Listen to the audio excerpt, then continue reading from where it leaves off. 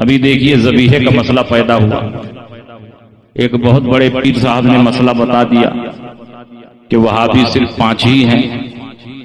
ہمارے علماء نے نشاندہی کی ہے وہ صرف 5 ہیں۔ اب وہ 5 تو اپنے مرگھٹ میں چلے گئے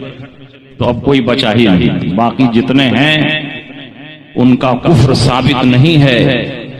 لہذا وہ مسلمان ہیں اور مسلمان کا ذبیحہ حلال ہے،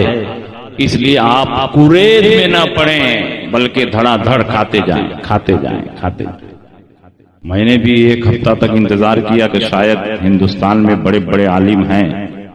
کہیں سے کوئی قلم اٹھائے، صحیح مسئلہ لوگوں کے سامنے بیان کرے، مگر ہر طرف سناٹا۔ میرے پاس مسلسل فون، واٹس ایپ پر میسج کہ آپ لوگ کیا کر رہے ہیں، آپ لوگ کیا کر رہے ہیں، آپ لوگ کیا کر رہے ہیں۔ تو میں نے اللہ کے فضل و کرم سے اس موضوع پر 2 مضمون لکھا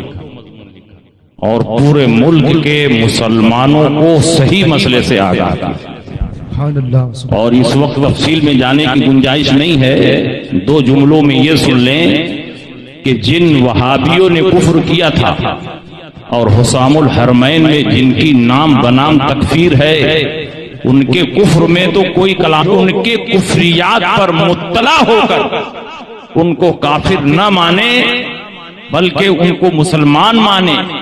یا ان کے کفر و عذاب میں شک کرے تو اس کا بھی وہی حکم ہے جو ان 5 کا حکم ہے۔ اور ایسے 1-2 نہیں، لاکھوں کی تعداد میں ہندوستان میں وہابی مولوی موجود ہیں جو ان علماء کے کفریات سے اچھی طرح واقف ہیں اور اس کے باوجود ان کو نہ صرف مسلمان مانتے ہیں بلکہ اپنا پیشوا مانتے ہیں۔ تو ایسے وہابیوں کا ذبیحہ کیسے جائز ہو سکتا ہے؟ اس لیے ہمارے علماء نے اسی وقت جب ان کے اوپر کفر کا فتویٰ لکھا تو یہ بھی لکھ دیا من شک فی کفرہ وعذابہ فقد کفر، جو ان کے کفریات پر مطلع ہو کر،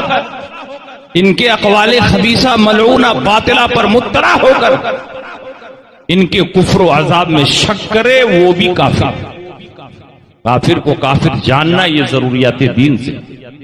مسلمان کو مسلمان جاننا یہ بھی ضروریات دین سے ہے۔ ہم کسی مسلمان کو کافر نہیں کہہ سکتے۔ یزید کا معاملہ جب مشکوک ہوا تو ہمارے امام نے سکوت فرما لیا،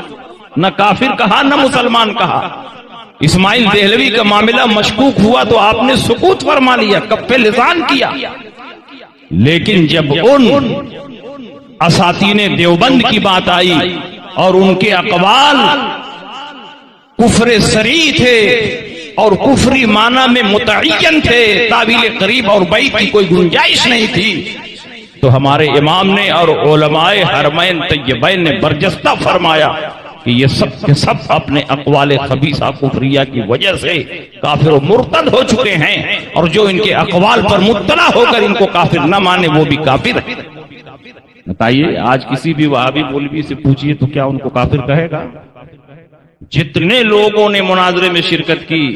اور اہل سنت کے بالمقابل آئے، کیا وہ ان عبارتوں سے واقف نہیں ہے؟ اچھی طرح واقف تھے، ان عبارتوں کی تعبیریں کر رہے تھے،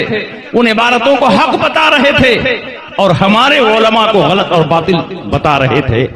تو ایسے لوگ جب ان عبارتوں سے اچھی طرح واقف ہیں اور ان مناظرہ کرنے والوں کی تعداد کم نہیں ہے اور ان کا ساتھ دینے والوں کی تعداد بھی کم نہیں ہے اور اسٹیج پر بیٹھ کر علمی مدد پہنچانے والوں کی تعداد بھی کم نہیں ہے، وہ سب کے سب انہی کے حکم میں داخل ہیں جو حسام الحرمین میں ان کا حکم بیان کیا۔ اور ذبیحہ کا مسئلہ تو اتنا محتاط ہے کہ دنیا کی ہر چیز اصل میں جائز ہے اور ذبیحہ اصل میں حرام ہے۔ اب آپ ذبیحے کو پہلے حرام مانیں گے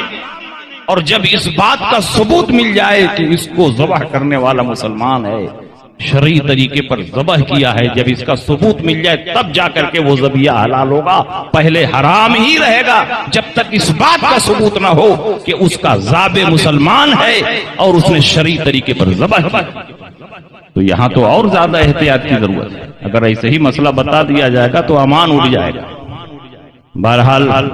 اللہ تعالیٰ جس کو توفیق دے وہ خدمت کرے۔ اللہ نے توفیق بخشی، ہم نے قلم اٹھایا اور جواب لکھا۔ پھر ان کی طرف سے صفائی آئی، اس کا بھی جواب لکھا، اور ہندوستان کے علماء نے پسند کیا، مبارکبادیاں پیش کی، حوصلہ بڑھایا،